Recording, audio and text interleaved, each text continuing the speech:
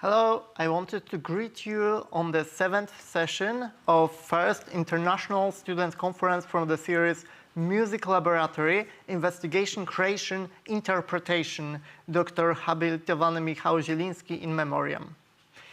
Now we have an international block with our guests from Mexico. So first there will be video from Daniel Antonio Prieto de la Torre, National Autonomous University of Mexico, and his lecture is called Virtual Microtonal Instruments. And we would like to share the video with you. Good afternoon. I will now show the subjects. Virtual microtonal instruments. For centuries, music has been made with a chromatic scale, whose origin is European and has 12 pitches with intervals of the same value within an octave.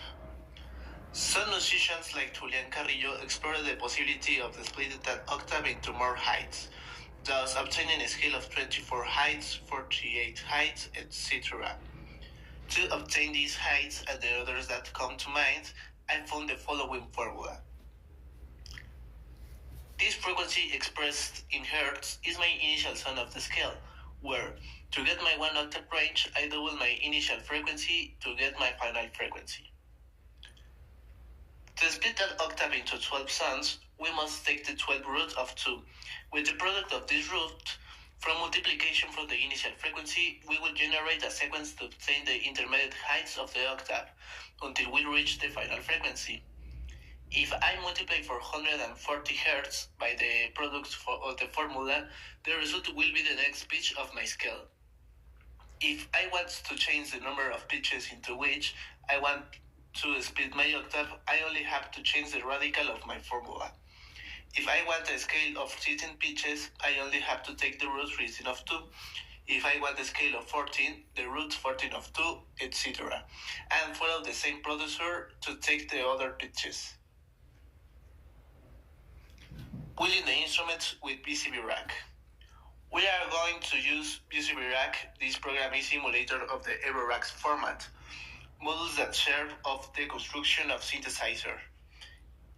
In the program, we will use several VCOs, voltage-controlled oscillator, which each one will generate a frequency with the desired pitch. And each VCO will be connected to a VCA, controller voltage amplifier, where each VCA is a key of my MIDI controller. Now, here are the results. First, we will listen to a scale of 24 heights and then to a scale of 48 heights.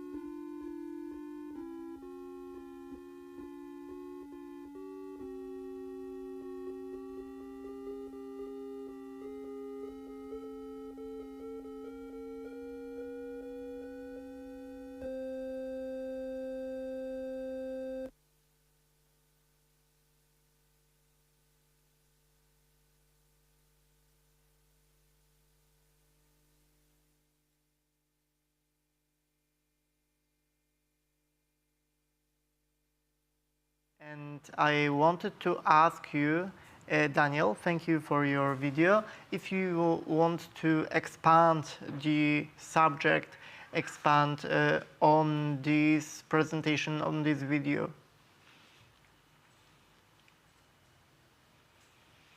Can you repeat? Yeah.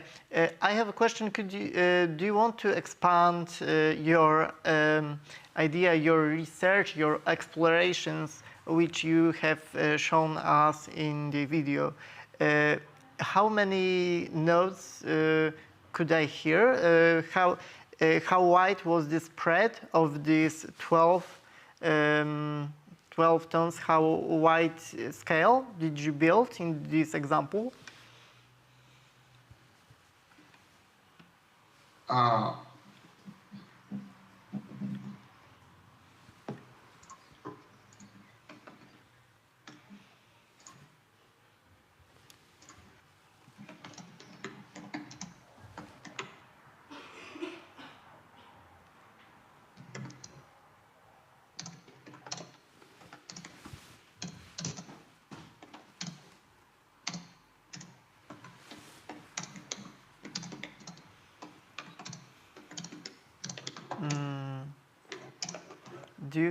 Do we have any questions?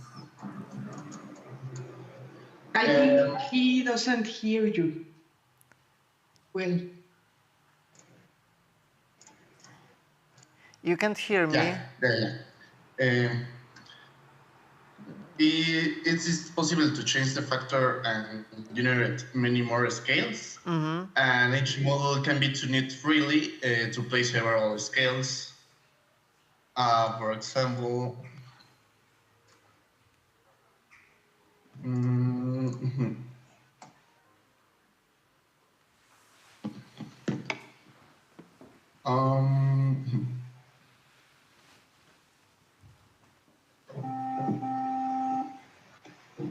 so can you see, I can change the tuning of each model to substitute in a scale at once.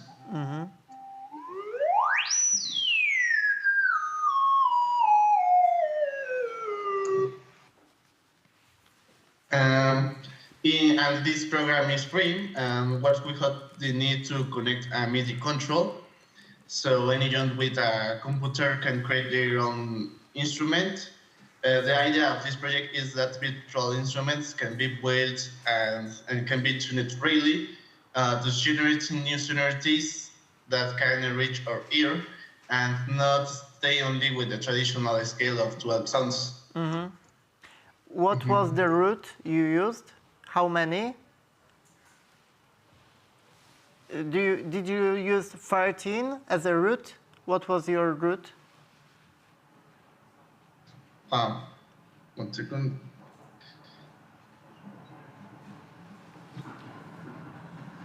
Can you repeat? I have a question. What was your root? How many? Was it 12, 13, 14? How many microtones? Okay.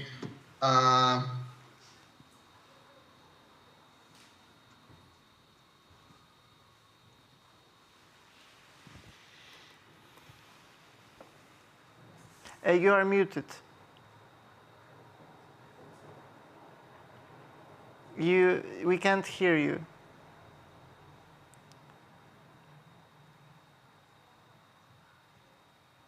Cerraste tu micrófono, Daniel.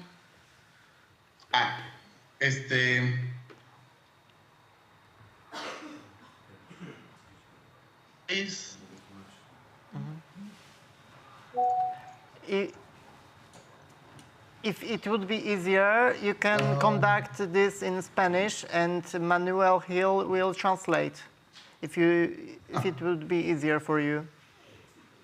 Dime tu respuesta y yo la menciono en inglés. Sí, gracias. Él me preguntó que cuáles sonidos coinciden, ¿no? Con la escala de esos sonidos. No, te preguntó cuál fue tu fuente. 5 sonidos, 7, 12, ¿ya? Yeah. Your root. Yeah. En este caso son 48 sonidos.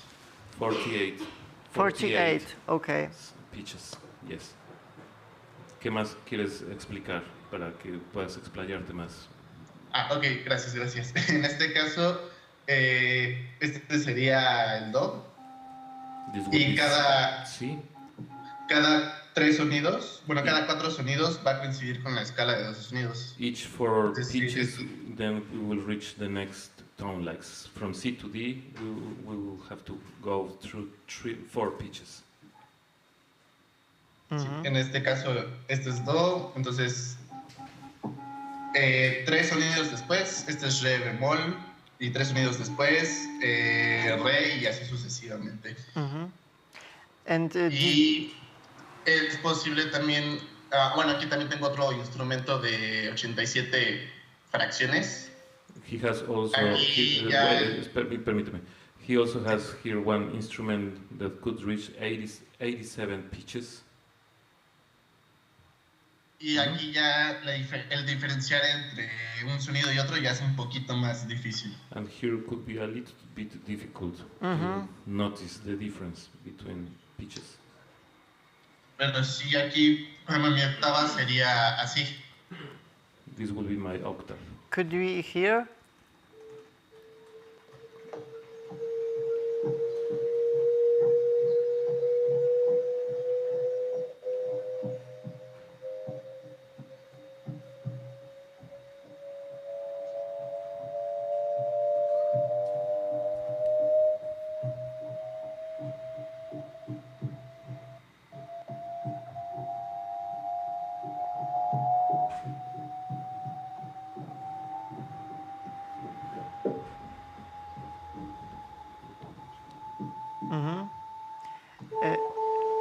Could we hear the space between one octave? Can we listen the space between one octave, please? ¿Vale? Like 12 keys on the keyboard. Like only, podemos escuchar el espacio de una octava, solamente los 12 tonos dentro de la octava. Aquí son los 12 tonos, sería...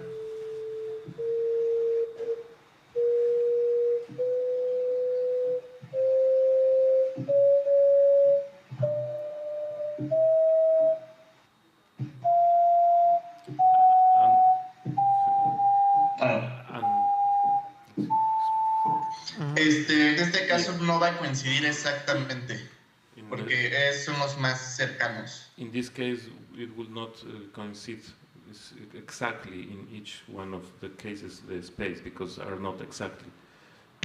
Entonces, ¿cuál es la diferencia entre cuántos tonos hay de do a re? ¿Cuántos pasos tienes que cubrir?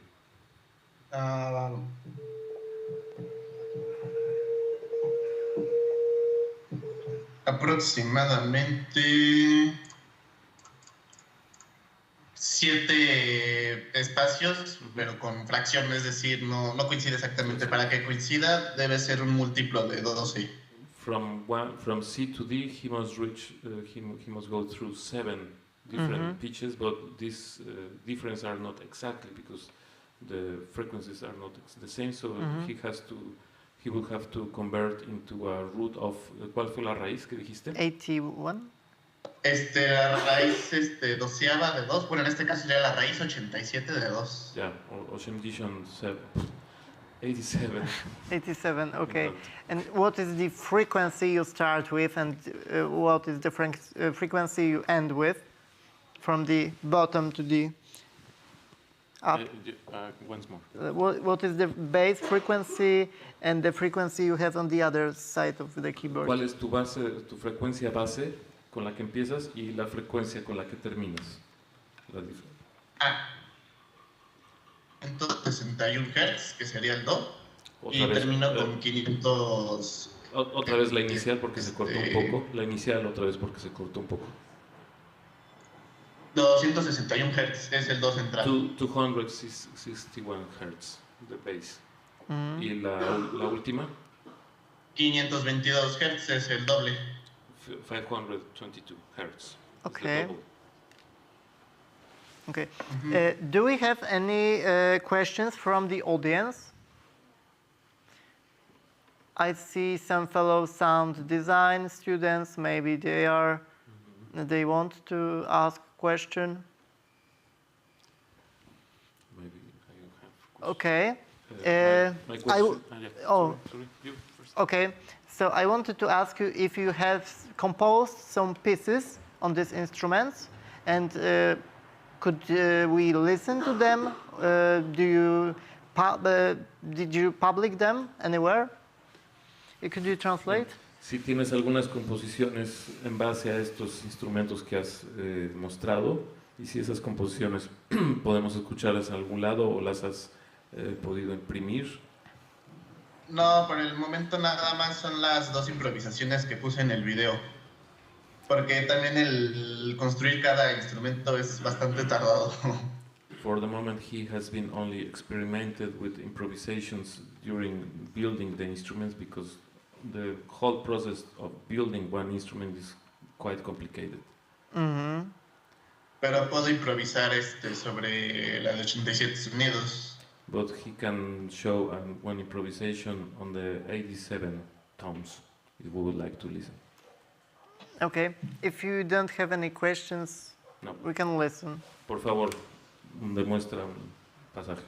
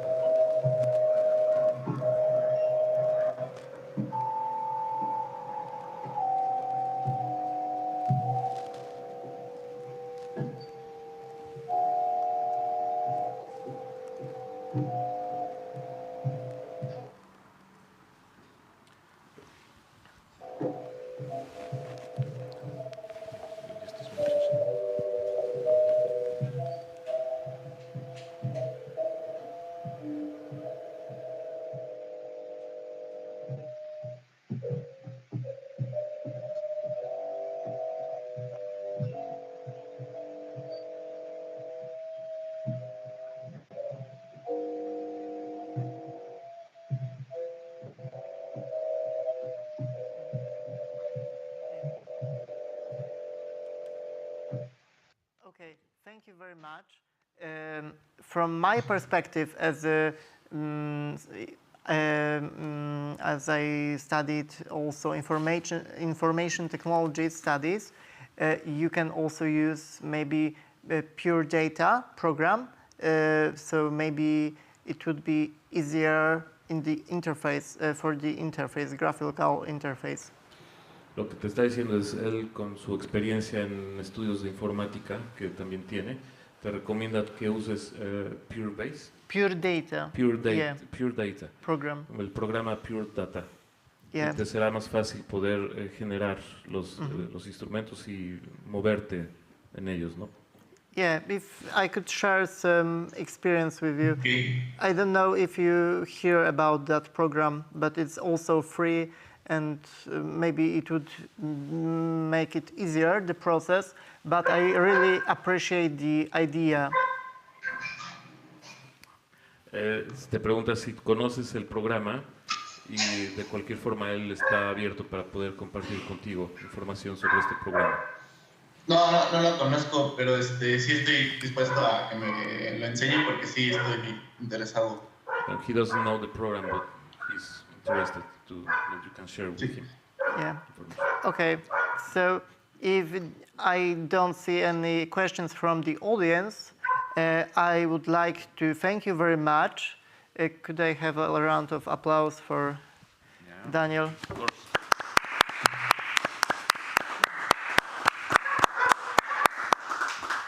Muchas gracias, Daniel.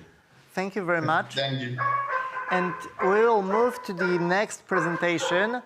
We have Itziar Fadrik, National Autonomous University of Mexico, Quantum, a creative process.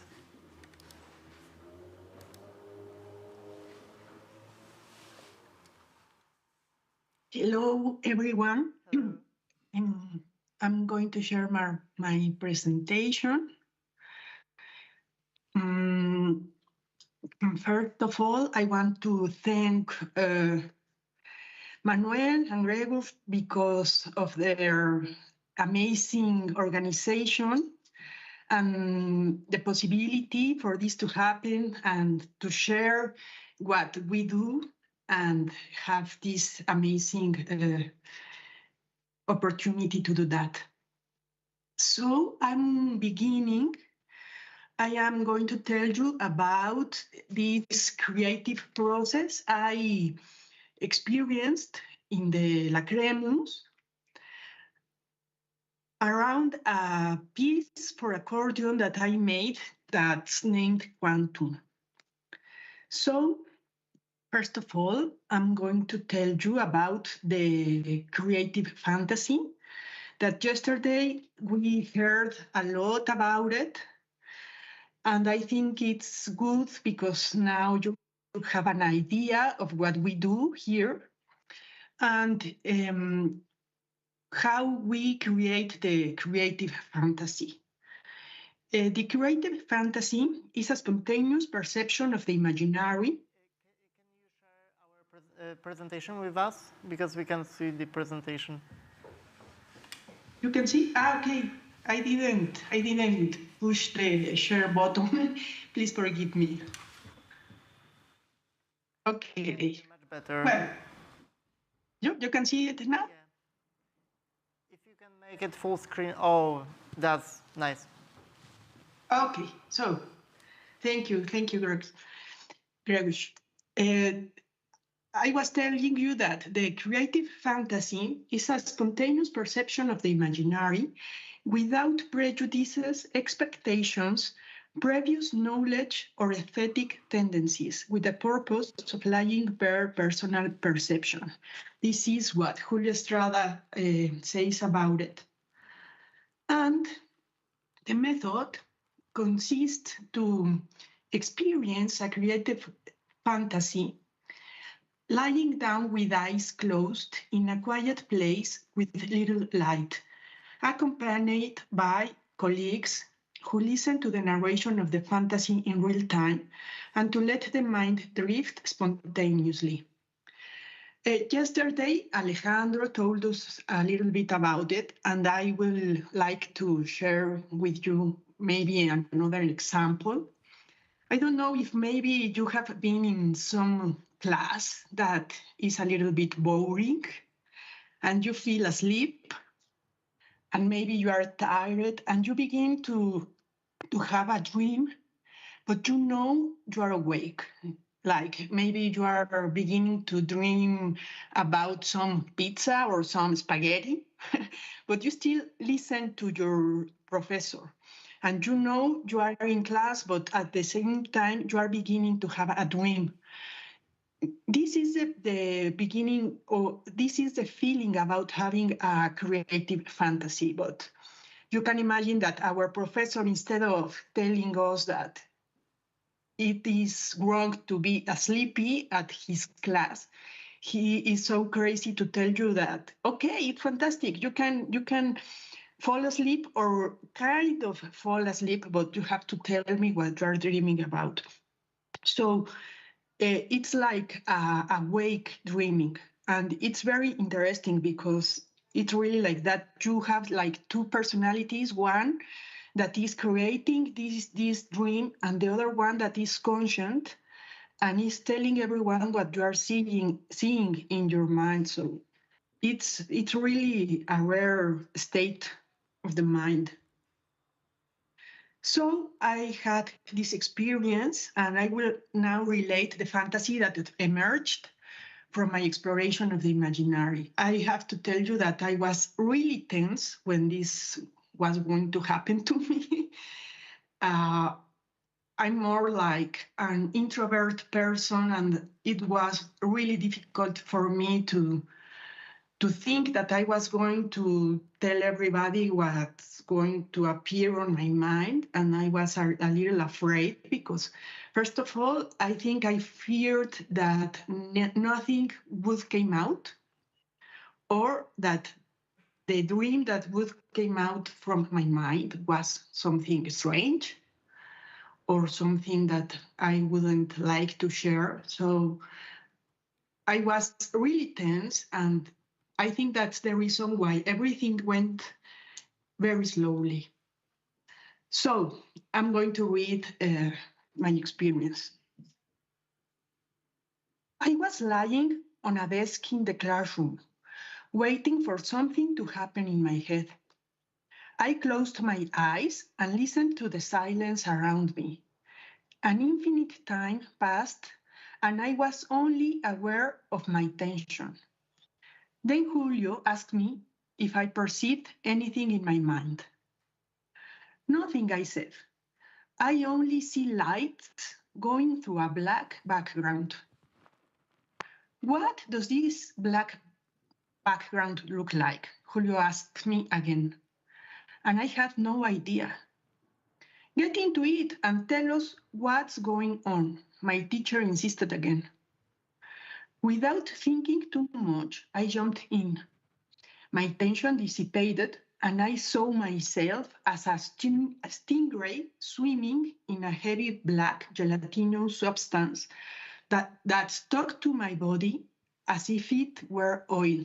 I'm going to show you, as I thought that maybe is a strange word. Okay, this is a stingray. This is when my dream, my creative fantasy began. I saw myself as this kind of stingray that was then swimming in this black substance, like petroleum. This substance stuck to my body as if it were oil.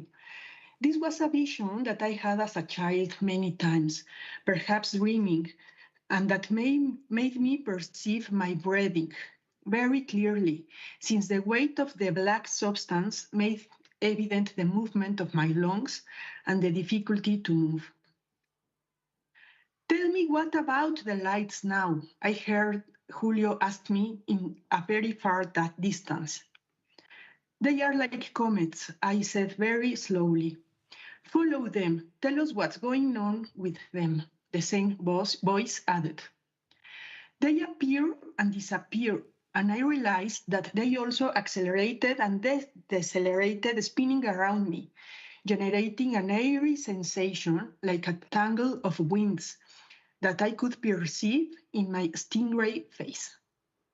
Then I began to look outside the stingray, and I realized that I was gradually absorbing those beams of light, and they began to expand and contract, filling itself with thousands of comets that moved inside it and that were organized in circulation flows that were forming a sort of Mayan design like those of Uxmal.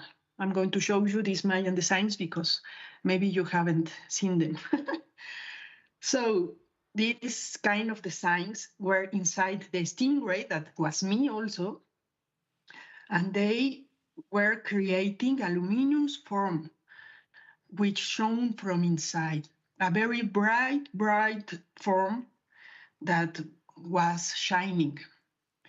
Suddenly, everything began to shake and contracted and expanded in a voluptuous way without synchrony until it was consumed, and then, forming a sort of cone of a volcano, it overflowed. It overflowed, but very, very slowly. I didn't knew what's going to be out of this kind of volcano. And this was a really, really great surprise, because maybe you could think that it was going to be some lava, or that I was so scared that, that maybe I was going to throw up.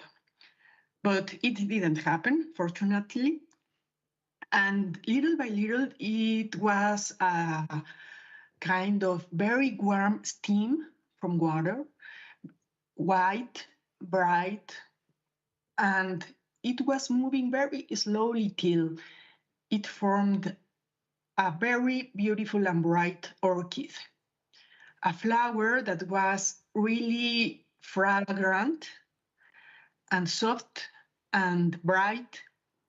And I was really amazed because I could never imagine that this was going to emerge from that volcano. So it's an orchid, I said quietly after a long silence. There was nothing else. I was contemplating the beauty of that white flower, bright and fresh, which had formed in the middle of that darkness. And this was the end of the fantasy. So after that, I wrote this text, a little bit longer one, and I had to describe a very detailed account of it, which I accompanied with some drawings, with the intention of clarifying the main moments of its form, as it were a comic strip. So you can see these drawings that I made after having this fantasy, because I wanted to analyze the form in order to try to convert this in some music. And this was like that, like a comic, when you can see frame by frame the evolution of the form till it finally converted into this volcano that make that kind of flower. But obviously I'm not a very good drawer, but this was very useful to understand the continuous evolution of the form and how everything happened in a chronological order. So I tried to imagine a continuous transformation of the figures I drew and to generate a musical flow from them. I marked, to do this musical flow, I marked all the figures that I drew before with some points. I marked them with a network of equidistant points that would trace different trajectories as they moved on a Cartesian plane. So I have seen done in 3D experiments or figures that are covered by this kind of net made of points that you can follow as the form transforms, and you can see the evolution of each one. I also made a video with some kind of puppet that was the stingray, and I moved it with two cameras to see the transformation, and I had a lot of information. So after that, I followed each point, the trajectory of each point, and I had this figure. This was the form. I don't have the last page where the flower emerged, but this was more or less a transformation that emerged from that draws I made. Each color is one of these points that I thought that was maybe one of the comets of the beginning, and how they were moving and how they were stressing in order to blow out at the end. And as you can see, it is a millimetric paper where every centimeter was a second in the time lapse, and in the y-axis was the register or the continuum of the register of the instruments. I was planning to do this to to translate this to a string orchestra in order to have one instrument for each of these points that I drew. Okay, so after this after this procedure, a first attempt at a score was made. I'm going to show you the first result. Okay, this is another draws that I like a lot because these are the trajectories trying to express three-dimensional evolution. So these pictures, I really enjoy them and I like them a lot, but they were not really useful for me, but I like them. Maybe I should put them on my wall. Okay. This information became this kind of score. As you can see, is the method of Julio that Julio explained a little bit yesterday, in order to make some kind of continuum where they move through all the register and in a way very flexible, in a very flexible way. And after that, okay, I don't have that. Okay, sorry. I had another score where I put more elements of the macro timbre, like the dynamics, like the articulation, vibrato, pressure of the arc, all of that kind of stuff. But I have to tell you that it was a complete failure. I had to tell Julio, I was very honest with him and told him that I hated this result.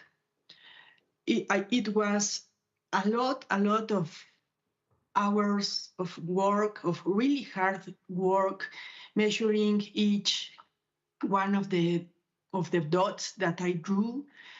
And this method that he taught me wasn't really useful to me. So I have to be, as I told you, very honest and tell that for me, it was a complete failure. I hated this result.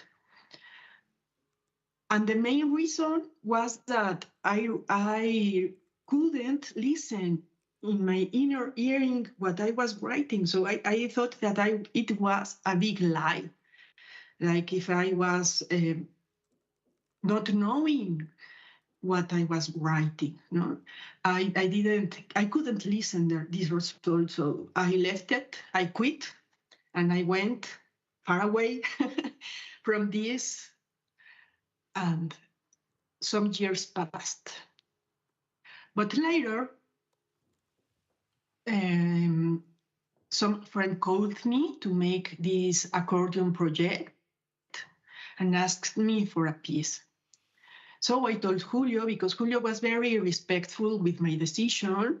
He was a little bit concerned because obviously he did everything. He taught me everything with very generous attitude, but he didn't like me to go like that. So he was always looking for me and asking me what was I doing. So I told him that I was going to make this accordion piece, and he made me notice that the accordion was very similar to a stingray. So I told him that I didn't want to fall into his tricks again. But this affirmation really got into my mind and was the seed for making this piece. So sometime later, I reconfigured the piece with accordion in my mind, and I was driven by the idea that the instrument itself moved like a stingray and designed a new musical map and score. You can see it here. I noticed that I experienced mostly two kinds of gestures or two kinds of ideas. One was the one of the light, another one was this dark and blackness, as you can see it in the down part of this drawing. I make also this approximate duration of 8 minutes. And this was the form that I was going to work with.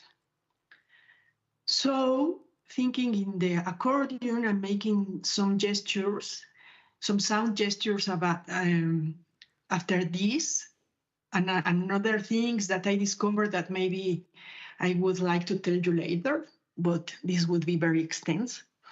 I made this map. So you can see in the top of this drawing, that figure that were like clouds of light that were forming and dissolving, while you can see the other one below each draw that are this blackness or this another gesture, which is maybe the Thanatos part of this fantasy, and they evolved gradually in order to make this tension grow until it finally got an equilibrium that was a symbol from this final flower I saw in the end of the fantasy. I made also this is the end. Another score which was more detailed, but I realized that I didn't want it to be really strict, because for me it was not very important the notes, the exact notes, but what was important was the evolving way of the form. So we study with the instrumentist, we study the gestures and the evolution of the form. And finally, he decided to learn them and to practice them, but he played from this map. And I think it was really a good result. It was very liberating for me. And the experience was really, was like a healing from that part of me that was stuck from that older experience. So I see that I am 2 minutes after my time. Maybe we can hear a little bit about the music, seeing this map, and after you can make me some questions or comments about it. Okay. So okay. I will try to show the video. I think maybe 5 minutes. What do you think would be? How long would you want it to take? A little bit, maybe about 3 minutes, because I would only like to hear the essence of the two gestures that are like that. But if it's a lot, yeah, you want to go into the questions, it's fine for me, and maybe you can listen after to the piece. It's good for me. Okay, so now we will listen to the piece. Okay.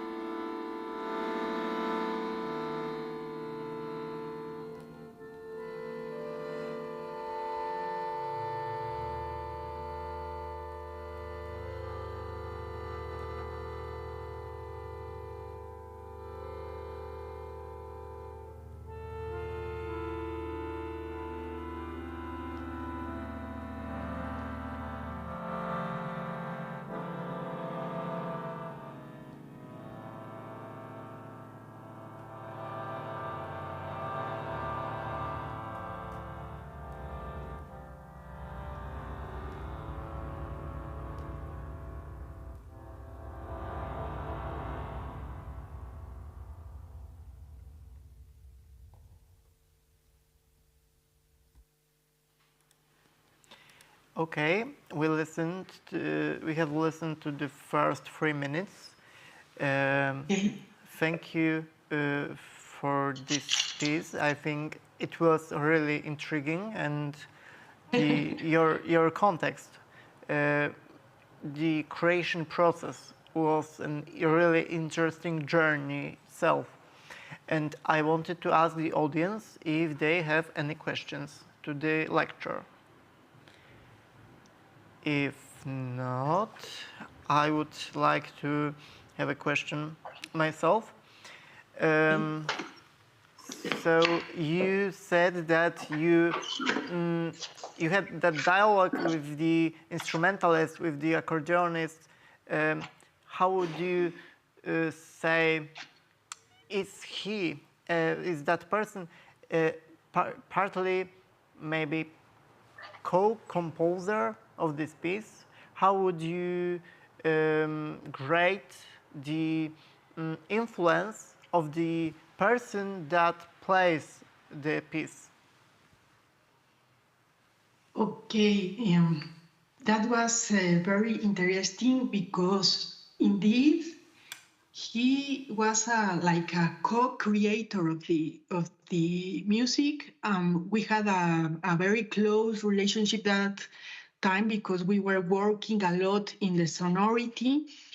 And I think that he understood really well the bottom of the content of this fantasy, because maybe he could perceive it by himself.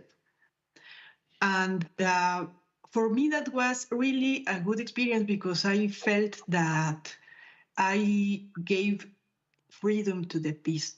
And we played it very several times before the recording, and the result was very flexible. Sometimes it was about 8 minutes, so other times were about 13, and but always I could listen to the form. That was the important task for me. And sometimes it was a little bit maybe brighter, sometimes was a little bit faster, but the evolving way of its form, it was always clear for me. So we finally decided to this version because Sergio was really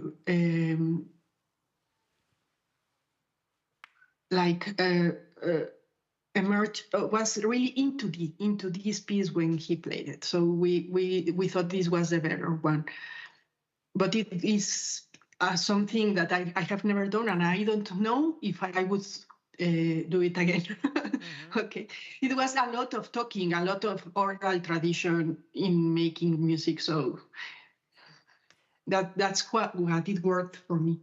You told us that the piece had several performances. Was the experience, general experience, emotion the same?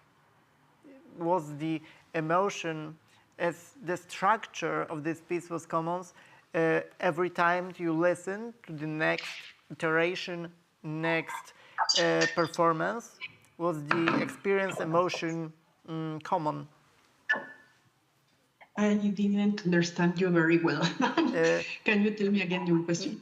Yeah, because the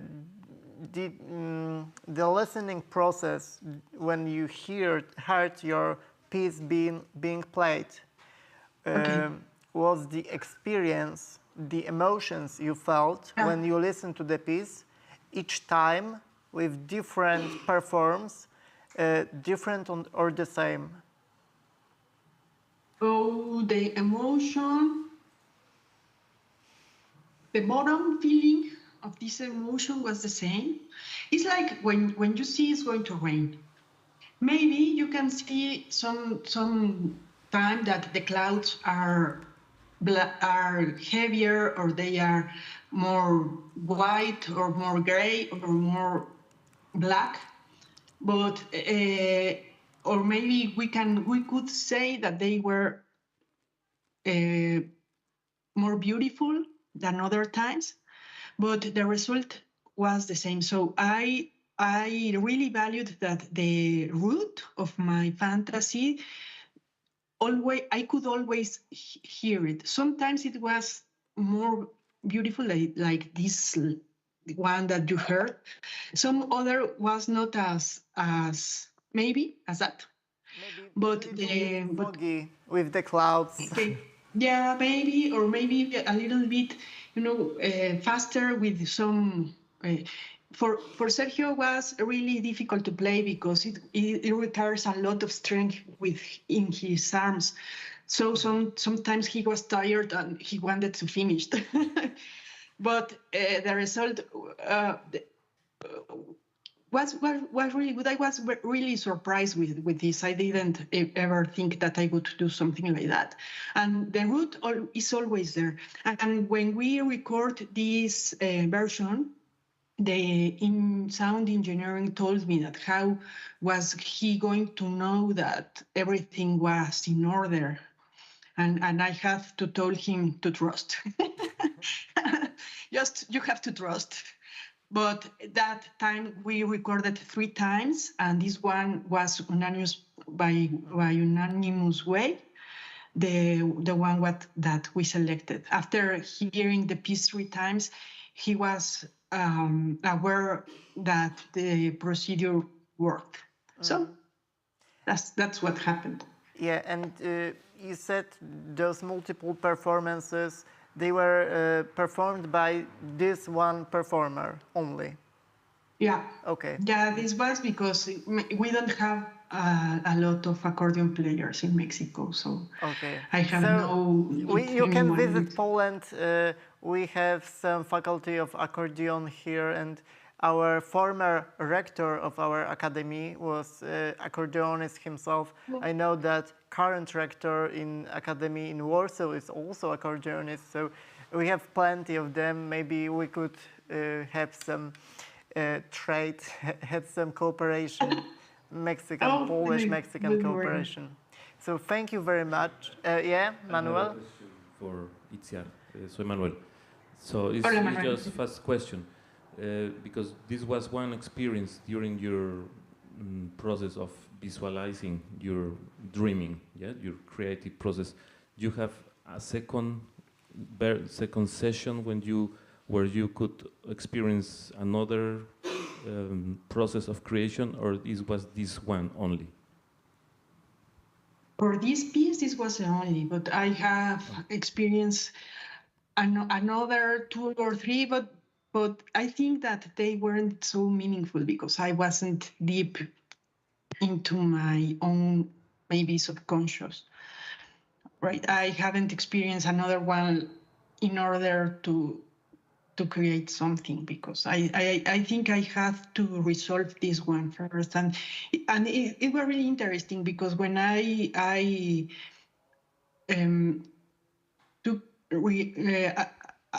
read it again in order to make this accordion piece, I had the chance to analyze it and to see what was going on inside of me, my struggling, my own answer to my questions. And it was really a clarifying procedure that made me understand something about me that I was really needing to. So I haven't really experienced another one like that.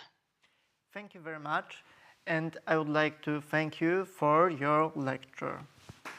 Thank you. So for the next lecture, I would ask Barbara Jimenez Garcia. She's from National Autonomous University of Mexico, and her lecture is titled Dreaming as a Source of Pure Creation. Hello, Barbara. We can't hear. Oh.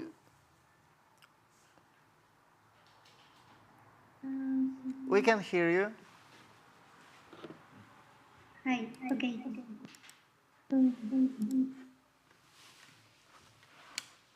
Can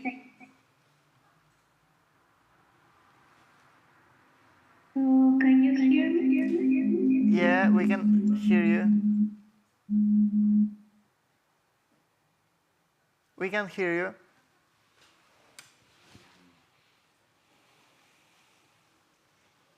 But you muted your microphone. You have your microphone muted.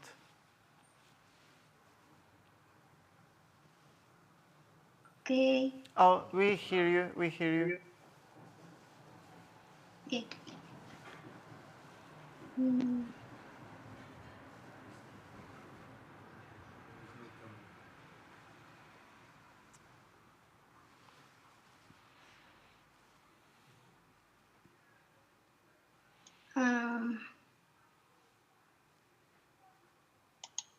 I try to begin because my camera is again falling.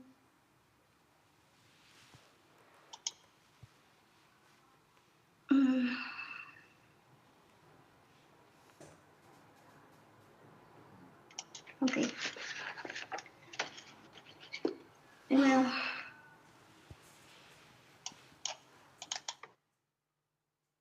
thank you very much for your present. See your camera, or is? Oh, okay. Okay. We can see you.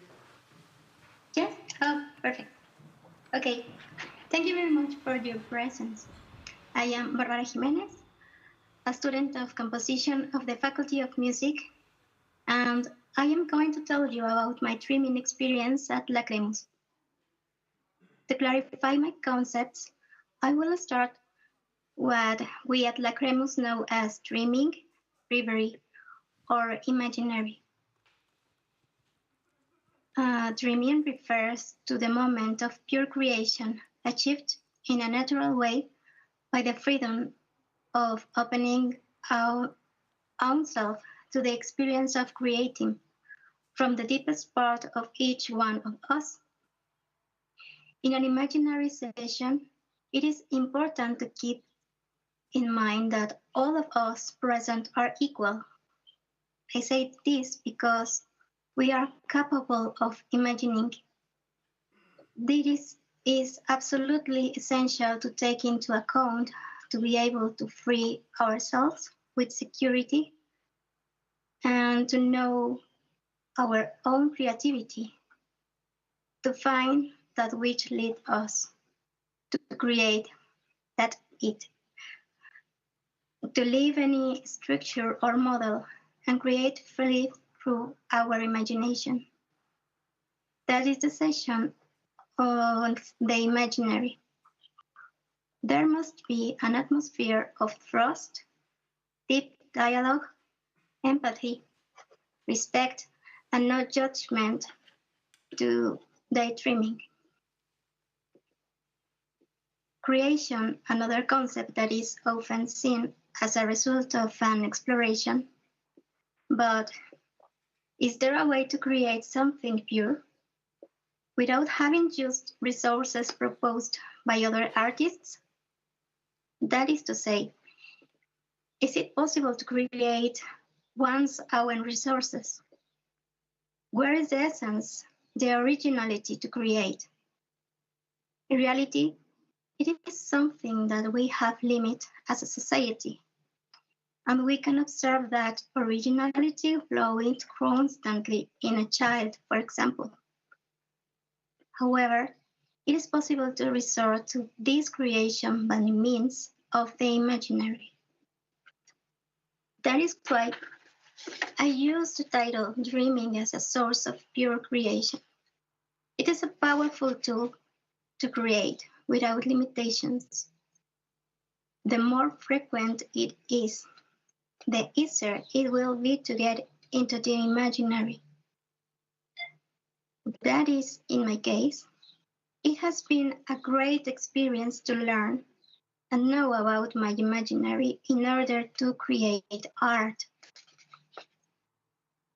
Before Lacrimus, when the stuff of the paper was ready to be used, I found it confused to write something without basing it on some exciting model, for instance, musical style, rhythm, scales.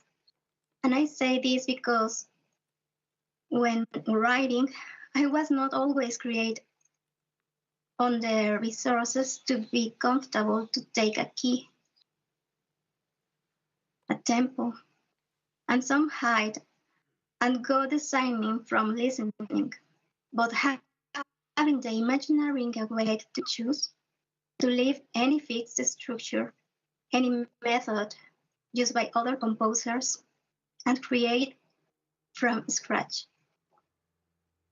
Imagining with freedom has led me to experience creation from another place. How do you manage to open the door to the imaginative world and leave out speculation?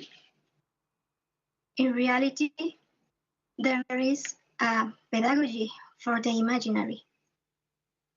The imaginary sessions in Lacremus happen freely. We don't know when it is our turn, not at what time. It just happens. We don't know if it will be a rainy day.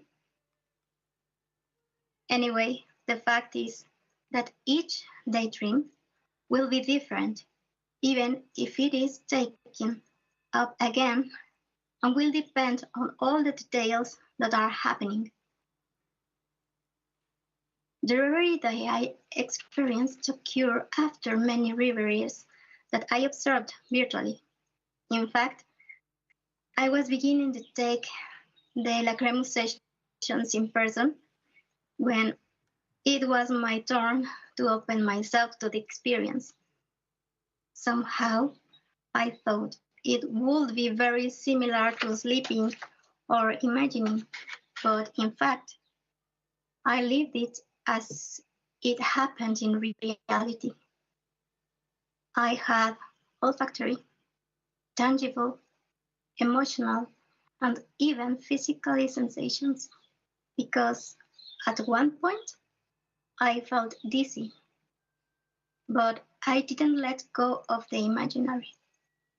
And at the end, I was honestly very tired.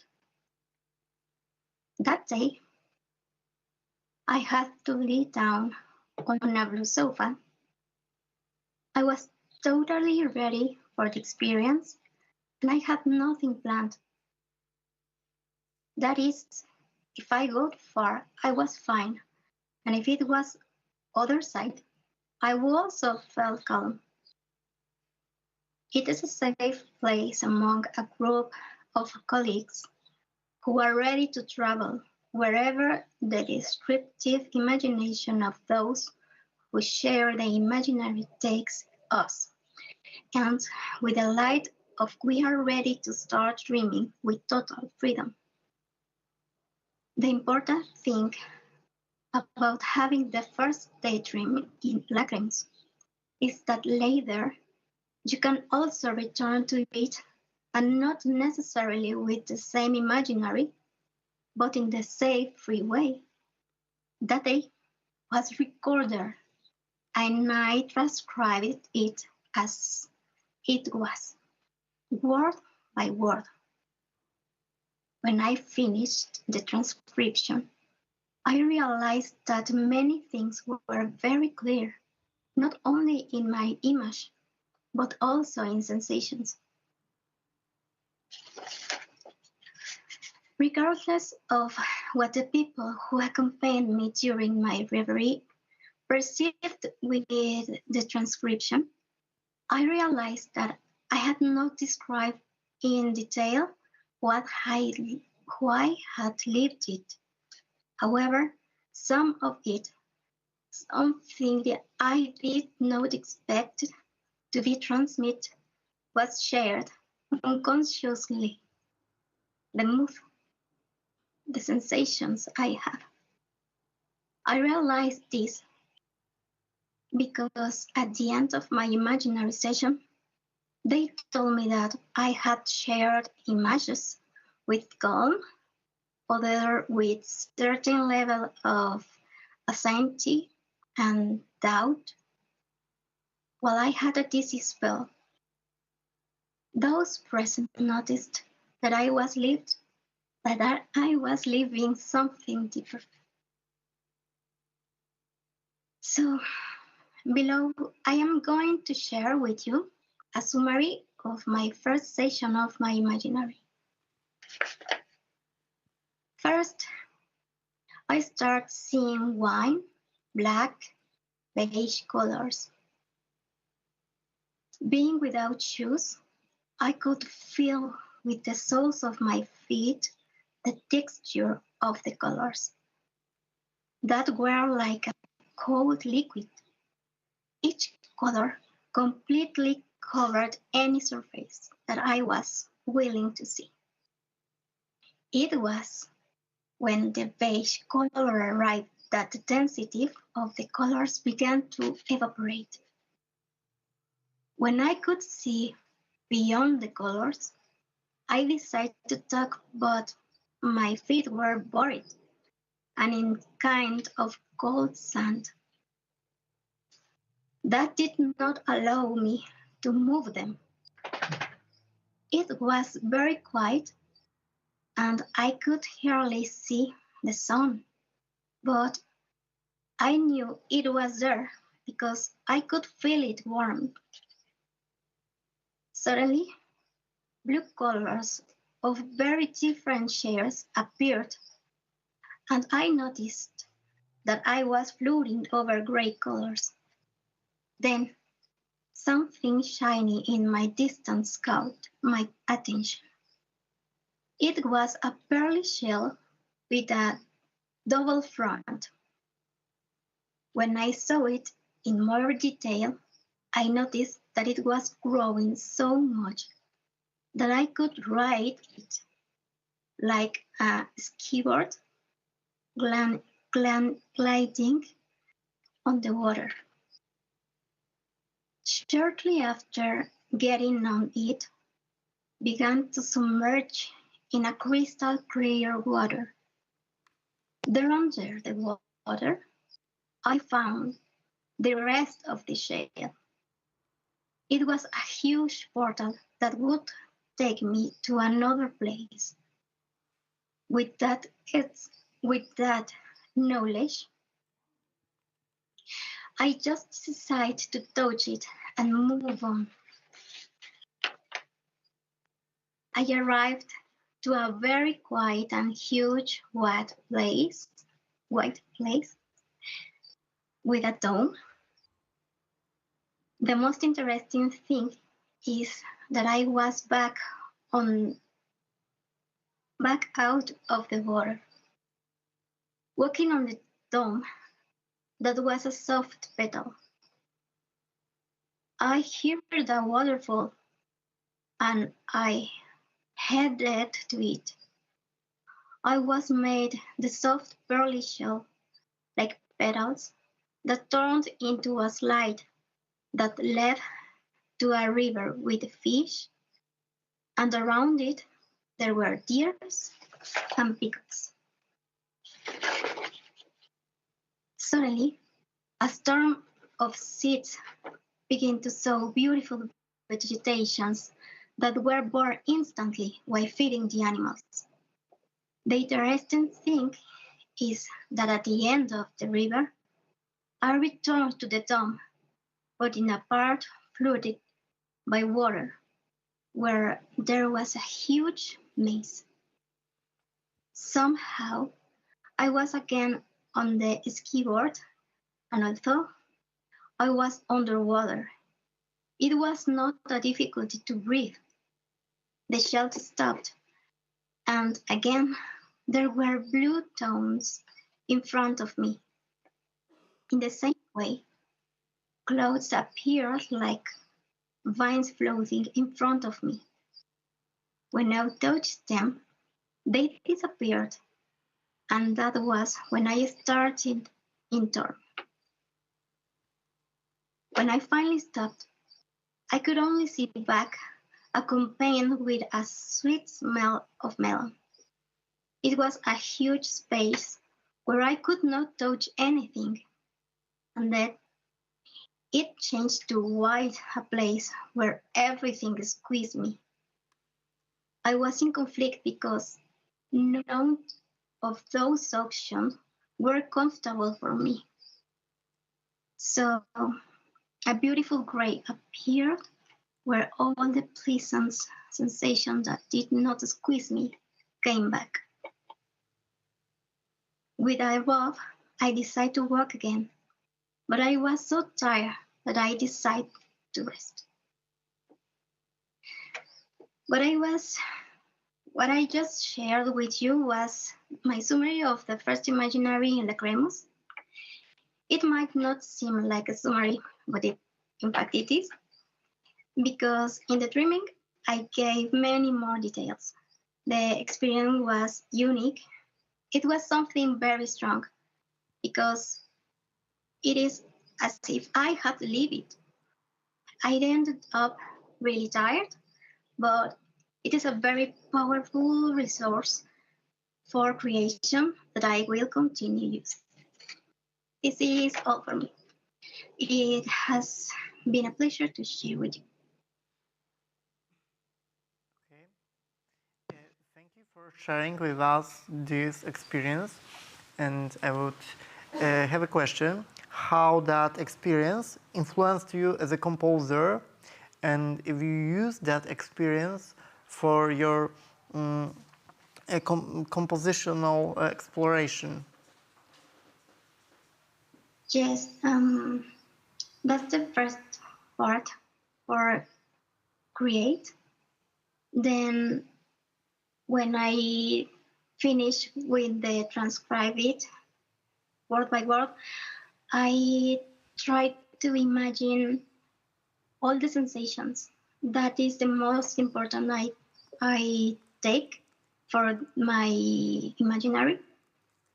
And I try to go there, go to the imaginary to create the same feelings, the same space, the same how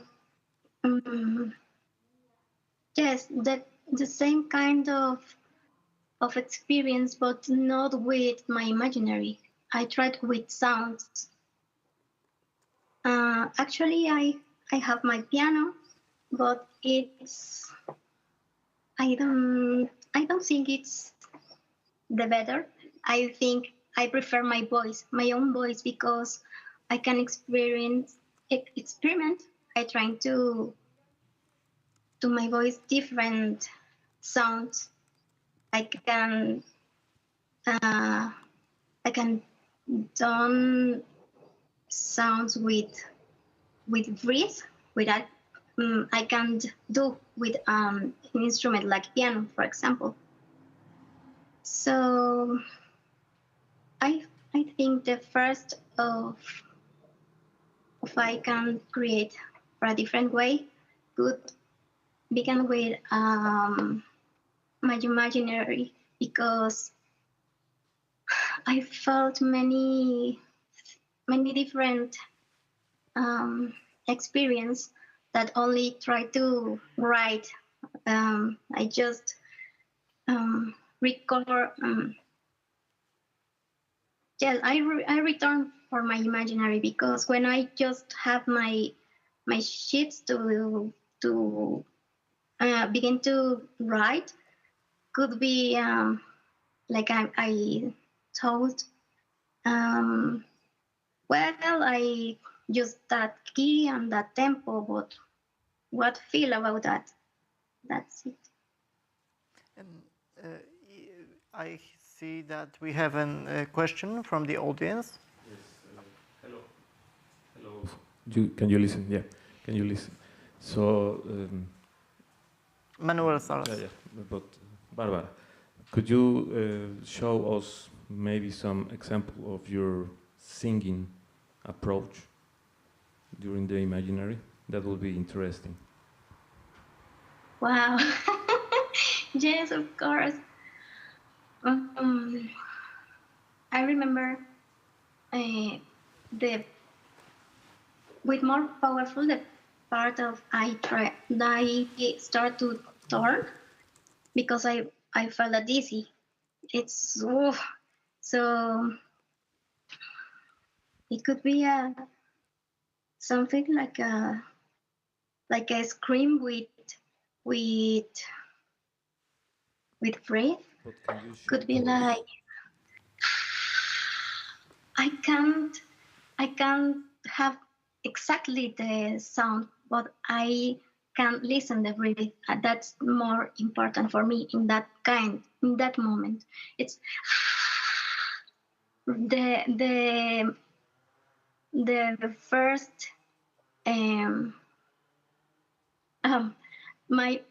most important for me is the sound of the breath, because I felt that dizzy and I returned that with that emotion. Thank you. And I would ask you if in your creative process, do you use some intermediary media? Maybe you visualize those ideas, maybe you draw or paint. Did you use any other medias for your to convey this dream? Because you read us the story, the text, so we have those textual medium.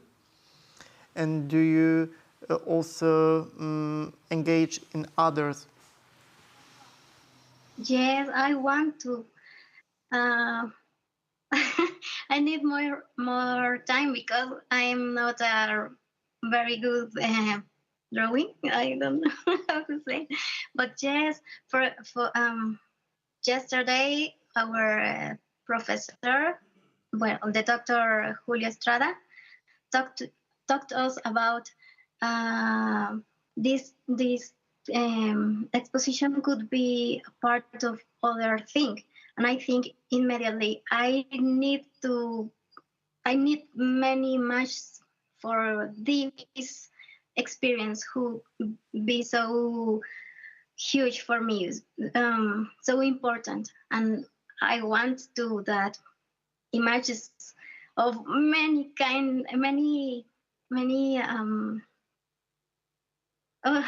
many parts of that dreaming. Okay. If we don't have any additional questions from the audience, that would conclude this lecture. Thank you, Barbara, very much. Thank you. Thank you for your attention. Thank you.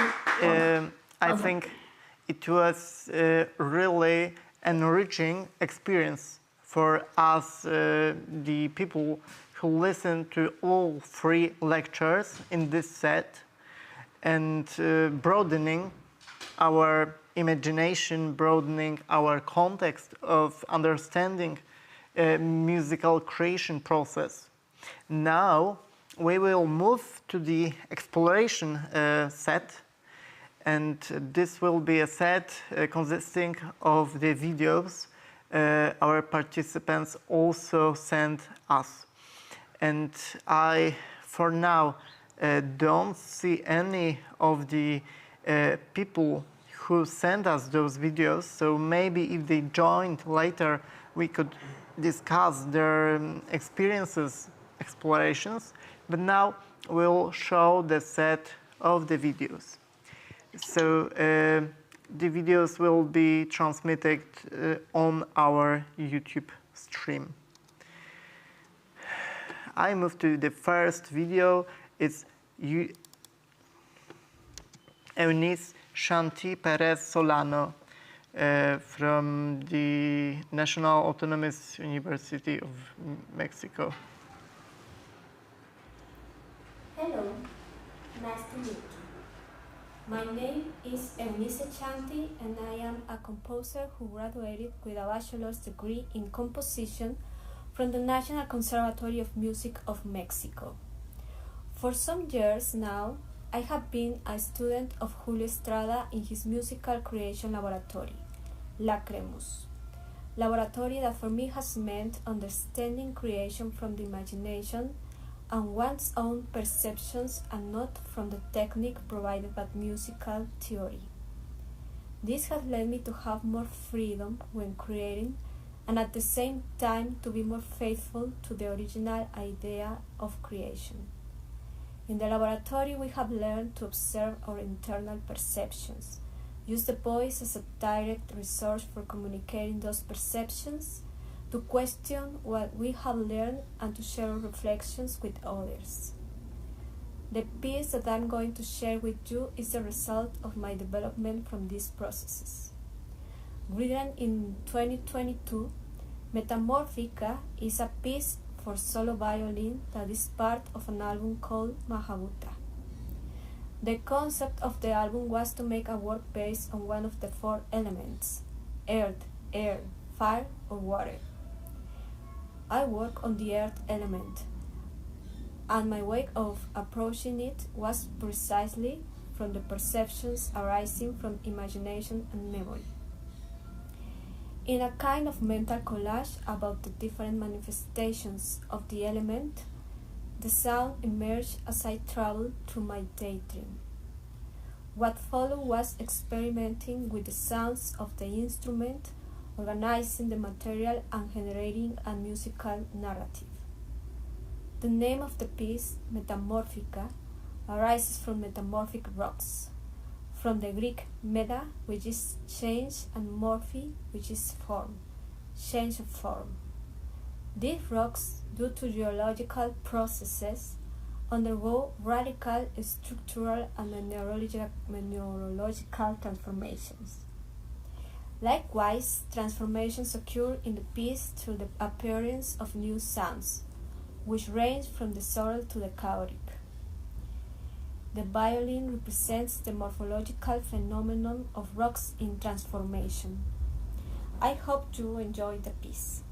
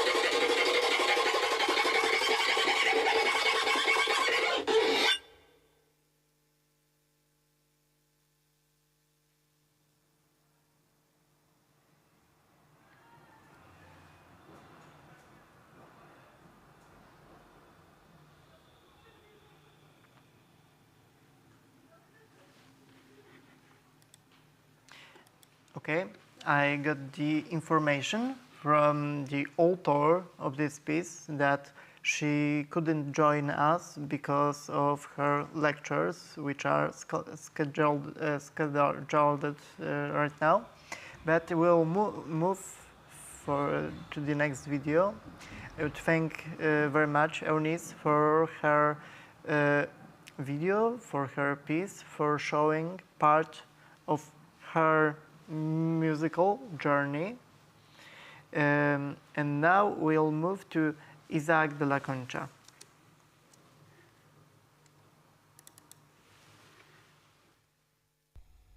Hello, my name is Isaac de la Concha, improviser. I will do a song in real time where I will observe my imagination. I always imagine that I am traveling along a path that passes through many places.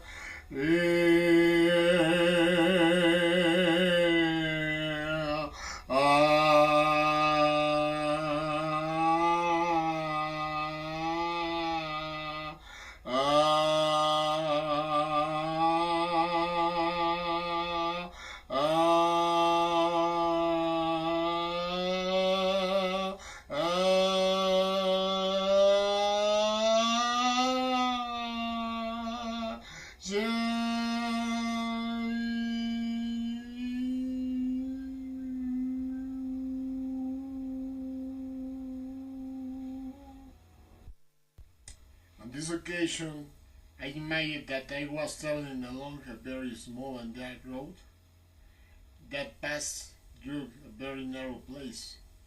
Then I passed through a mountain with large cliffs and arrived at a place that had a little fog. The speed on the transfer increased, and everything it began to move much more better. The sensation was a moving at great speed. Thank you for your attention. Thank you very much. That was Isaac de la Concha, and thank you for your musical creation and sharing with us that creation. Now we'll listen to the next example. It's from Mauricio Arturo Meza Ruiz.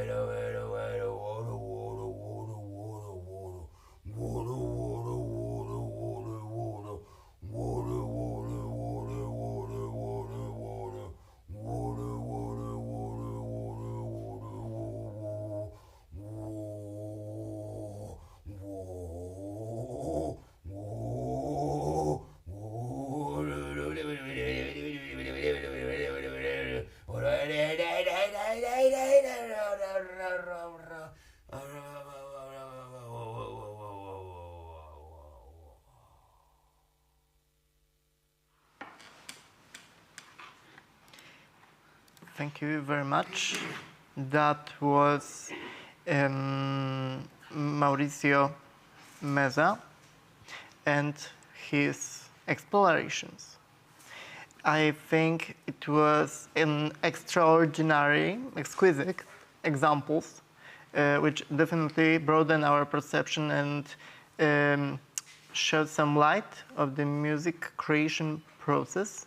And I would like to ask the audience if maybe anybody would have any thoughts about those explorations.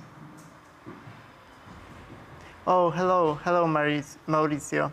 We just have ended your example. Yes, I saw that. I'm very thankful that you thought about putting the video that I sent you. That was better. Yeah. So, do you want me to say anything about it?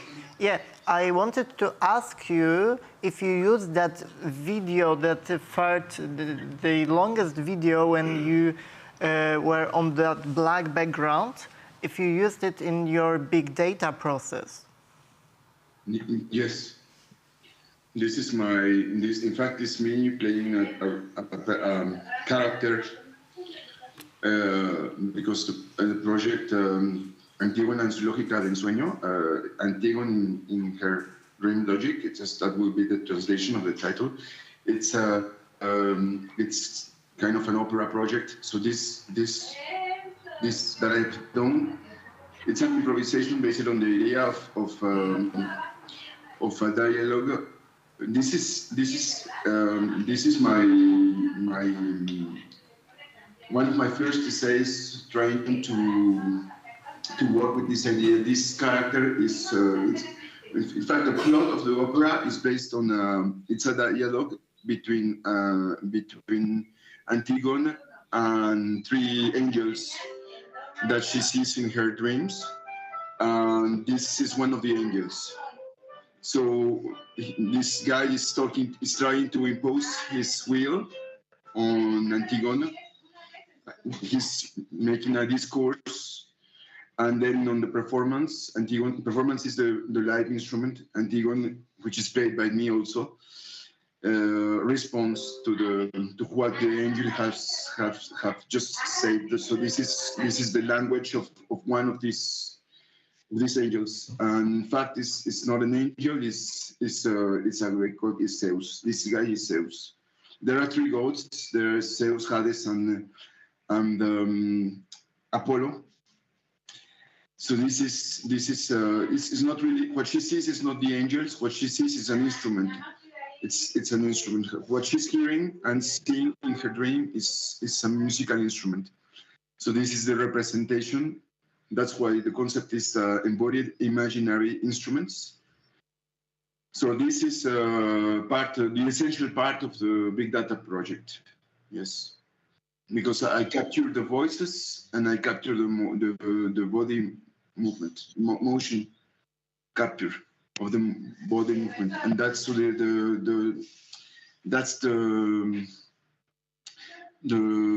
source of the information of the collection. So I am creating a data set of these voices and on the body movements. So I'm still working on the body movements, and I'm still working on the voices, and I'm working on the way I'm going to curate the data. But there's still a lot of work to do yet in all the levels for the voices and the movements and the way data should be created. Mm-hmm. Thank you very much. And I can see that Isaac de la Concha also joined our meeting. Can you hear us?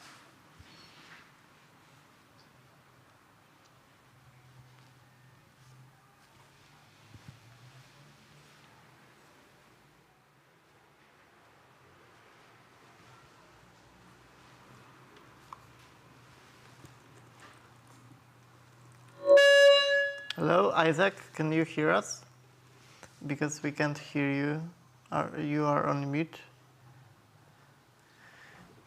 Oh, hi. Can you hear me? Yeah, I can hear you. So I wanted to... Nice to meet you. Yeah, we watched your video. I would like to ask you, how do you transfer that melodies of your artistic explorations of your voice into other instruments?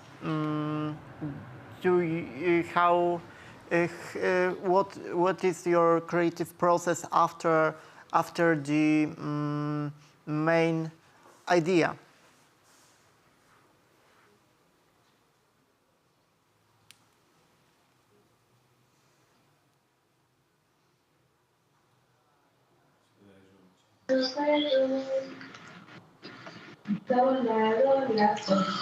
Is a question for me or for my colleague? For Isaac. Okay. Hi.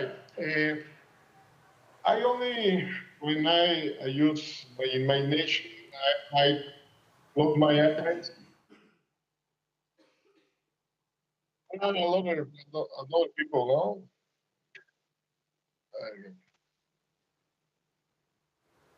Sorry, I didn't hear that properly.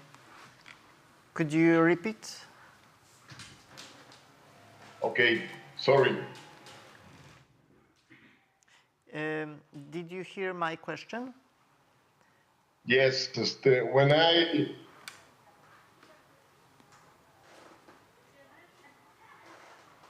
Yes. When I improvise with my voice, I only close my eyes and follow my imagination. And the process is only see the movements, observe the movement, and imitate the elements of the imagination. For example, the walk, or if there are walls, aqueducts, the sounds, no? I only type in a role all the time. and I observed a lot of places, and I only sing and imitate. Mm-hmm. Okay. Do we have any questions from the audience? Okay. Do our participants want to add any more context to that blog, to that session? I think it was a really enriching experience, showing this topic of quite different perspectives. And I see that we are closely turning to the end of our session, and we are slowly rolling toward the end of our music laboratory. So I have a question if we have our organizers, because I heard that Victoria is also going to participate in our last section. Yes, I mean, we have a closer speech.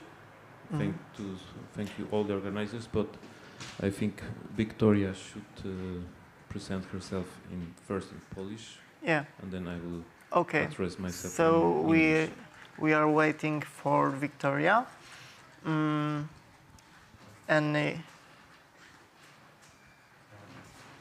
Okay. So.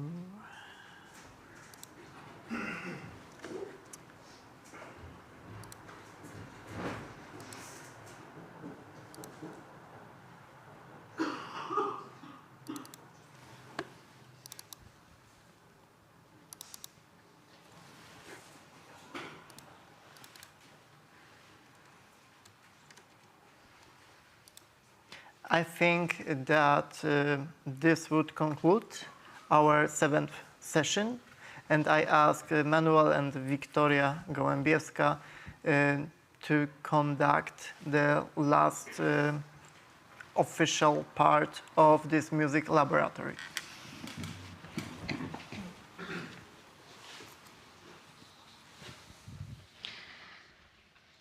Chcielibyśmy więc powiedzieć kilka słów na zakończenie. Przede wszystkim bardzo podziękować.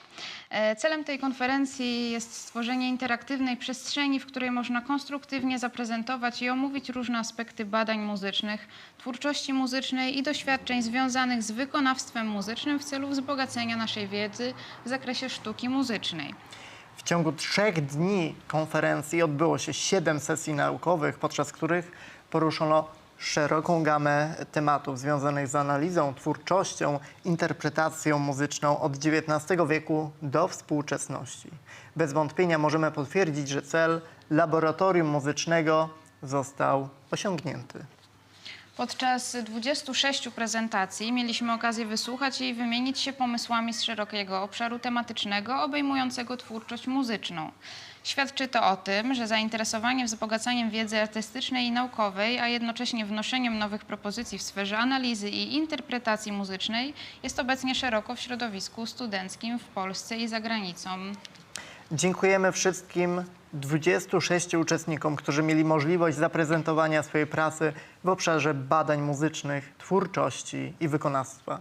Jesteśmy więcej niż wdzięczni, że udało nam się zjednoczyć 4 akademie muzyczne w Polsce, w tym Akademię Muzyczną imienia Stanisława Moniuszki w Gdańsku, Akademię Muzyczną imienia Karola Kurpińskiego we Wrocławiu, Uniwersytet Muzyczny imienia Fryderyka Chopina w Warszawie, oraz Akademię Muzyczną imienia Feliksa Nowowiejskiego w Bydgoszczy, a także 4 międzynarodowe uczelnie: Uniwersytet Muzyki i Sztuk Scenicznych w Graz, Uniwersytet Soborny, Narodowy Uniwersytet Autonomiczny w Meksyku oraz Wyższą Szkołę Muzyczną w La Provincia Argentyna oraz profesora Julio Estradę.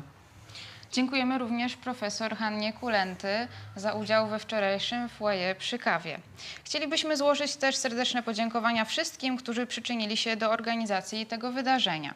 Dziękujemy za entuzjastyczne przyjęcie naszego pomysłu, cenne wskazówki, porady, sfinansowanie spotkania, pomoc w przygotowaniach i wreszcie realizację dzisiejszego wydarzenia. Serdecznie dziękujemy pani rektor, profesor doktor habilitowanej Elżbiecie Wtorkowskiej, prorektor do spraw dydaktyki, nauki i współpracy z zagranicą, profesor doktor habilitowanej Marii Morawskiej, dziekanowi Wydziału Kompozycji, Teorii Muzyki i Reżyserii Dźwięku dr Szymonowi Godzięba-Trytkowi, jak również kierownik Katedry Teorii Muzyki i Kompozycji, dr habilitowanej Aleksandrze Kłaput-Wiśniewskiej, profesor uczelni, kierownikowi Zakładu Reżyserii Dźwięku dr Kamilowi Kęska, pracownikom działu artystycznego, działu gospodarczego, działu nauczania, działu nauki i współpracy z zagranicą oraz Domu Studenta, Katedrze Wydziału Kompozycji, Teorii Muzyki i Reżyserii Dźwięku, studentom reżyserii dźwięku, którzy zajmowali się nagłośnieniem spotkania.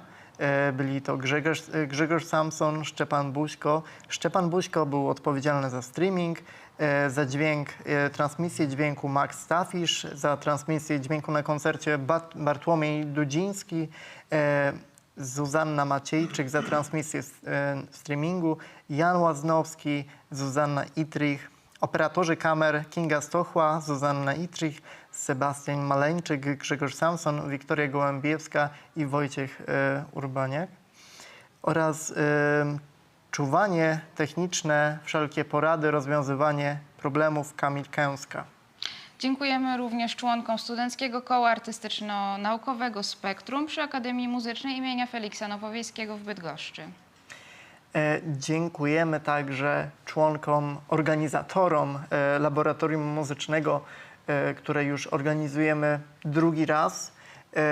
Jest to Julia Prejdl, Alicja Atlak, Wiktoria Gołębiewska oraz Grzegorz Samson.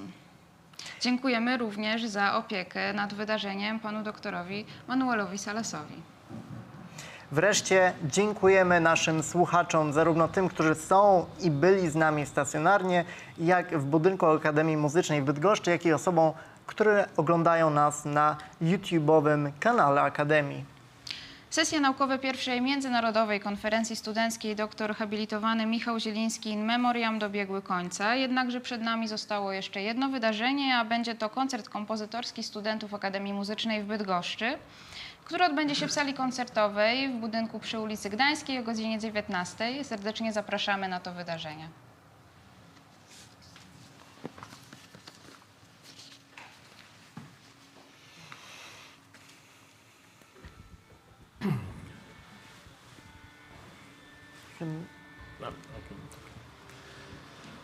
Thank you very much.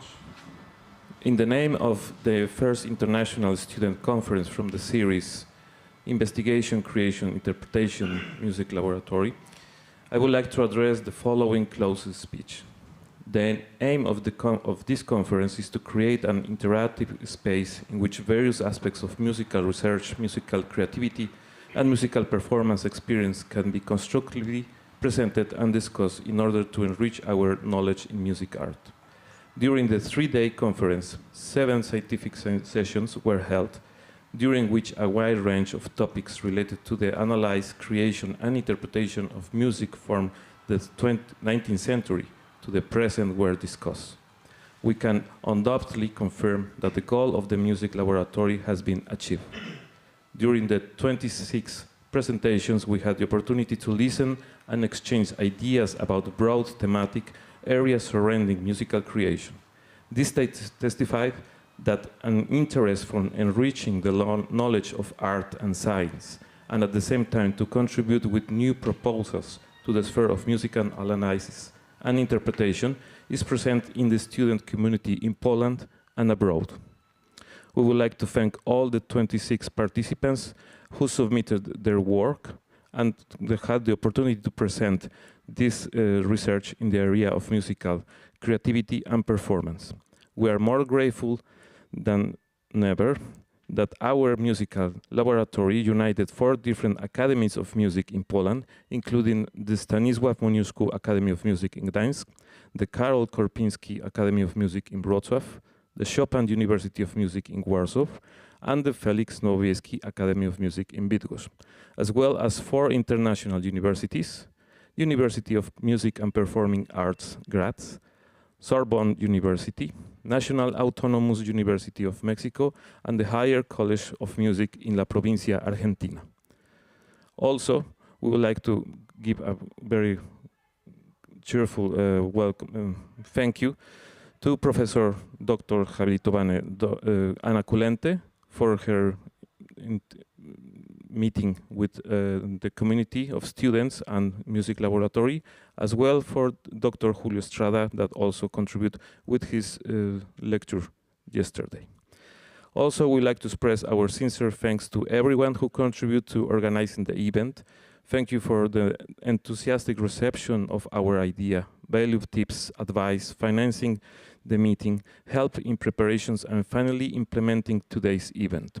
Rector Professor Dr. Habilitated Elżbieta Wtorkowska, Vice Rector for Teaching, Science and International Cooperation, Professor Dr. Habilitated Maria Murawska, Dean of the Faculty of Composition, Music Theory and Sound Engineer, Dr. Szymon Godziębia-Trytek, Head of the Department of Music Theory and Composition, Professor Dr. Habilitowane Aleksandra Kłaput-Wiśniewska, Professor University, Head of the Sound Engineer Department, Dr. Kamil Kęska, employees of the Artistic Department, Administration Department, and Pedagogic Department, together with the Science and International Cooperation Department and the Student Dormitory, staff of the Faculty of Composition, Music Theory and Sound Engineer, sound engineers who provide all the resources to have this great connection during the transmissions. In this, the chairman Gregor Samson and Stepan Buszko, members of the Spectrum Student Artistic and Scientific Club at the Academy of Music Felix Nowowiejski, and also members of the Music Laboratory Wiktoria Łombiewska, Julia Preil, Alicja Atlak, and Gregor Samson. Thank you for your perseverance and constant work during the organization of this event. Without you all, this wouldn't be possible. The scientific sessions have come to an end. However, the conference will still have a final event, the concert of composers from the host Academy of Music. That will take place at the concert hall in Gdańsk at 19 p.m. We invite you all and see you once more next year. Thank you very much. Thank you.